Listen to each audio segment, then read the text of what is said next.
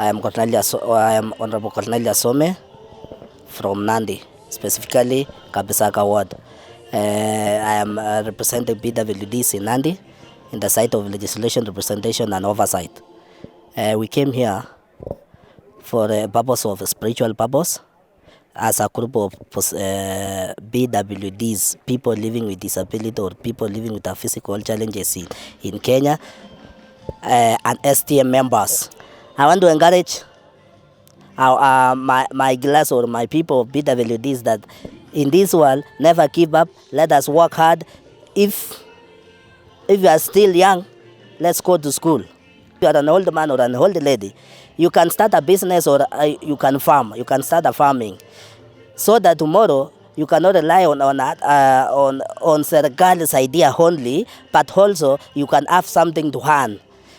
You can be self-employed through your business, through your farming, and through other form of income resources. So what I can encourage my people, my family, is that let us have a good morals in our society, and encourage our members of the society that wherever there is a BWD jail, they should take to the jail, they should expose to the government and take to the school, so that he or she get it her right or his rights of education, right of worshipping, and rights of being educated.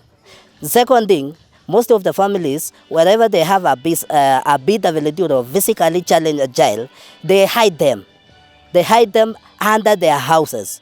And that is a generation, that is a thing that we don't need. That is the thing that they should be abolished out of.